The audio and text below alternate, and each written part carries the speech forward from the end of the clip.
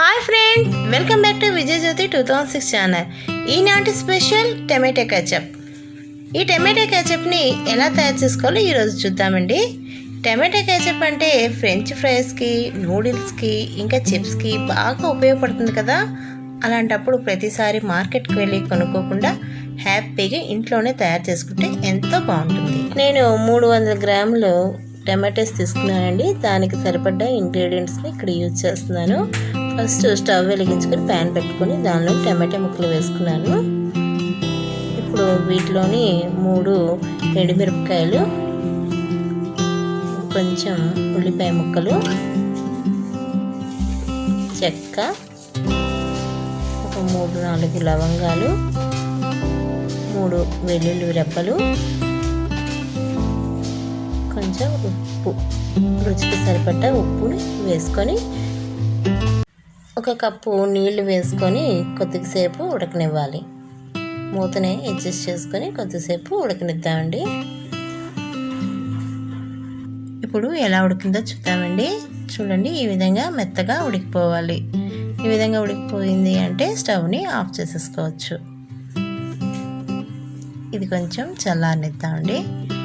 ఇది కొద్దిగా చల్లారిన తర్వాత దీన్ని మెత్తగా గ్రైండ్ చేసుకోవాలి. మిక్సీ జార్లో వేసుకొని గ్రైండ్ చేసుకుందాం. గ్రైండ్ చేసుకున్న ఈ గుజ్జును ఒక స్ట్రైనర్ తీసుకొని స్ట్రైనర్ తోటి వడగట్టుకోవాలి. ఇలా వడగట్టుకుంటే దానిలో ఉన్న విత్తనాలు అవి ఈ విధంగా బయటకు వచ్చేస్తాయి. ఇప్పుడు ఇది మనం గ్రైండ్ చేసుకున్న గుజ్జు.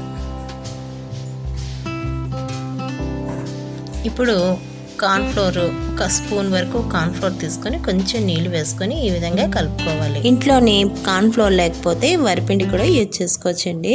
ఇప్పుడు స్టవ్ వెలిగించుకొని ప్యాన్ పెట్టుకొని దానిలోని మనం ఆల్రెడీ వడగట్టుకున్న ఈ గుజ్జునంతా ఈ విధంగా వేసుకోవాలి. ఇప్పుడు 2 టేబుల్ స్పూన్ల షుగర్ యాడ్ చేసుకోవాలండి.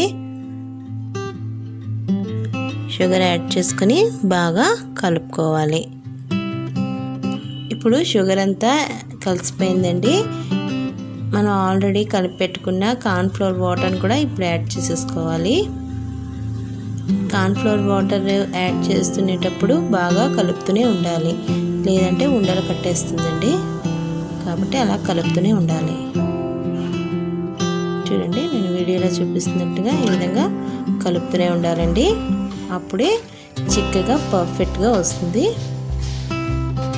కేచప్ కన్సిస్టెన్సీ ఎలా ఉండాలి అంటే గరిటెతో తీసి కిందకి వేసుకునేటప్పుడు నెమ్మదిగా జారుతూ పడాలండి.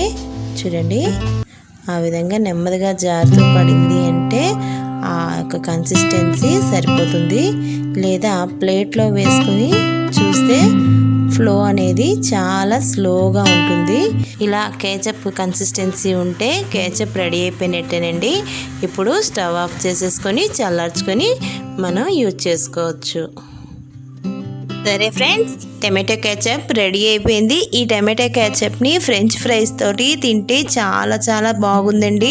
నేను ట్రై చేశాను. ఆల్రెడీ నేను ఫ్రెంచ్ ఫ్రైస్ తయారు చేసి ఆ వీడియో లింక్ని ఈ డిస్క్రిప్షన్లో పెట్టాను. దాన్ని కూడా తప్పకుండా చూడండి.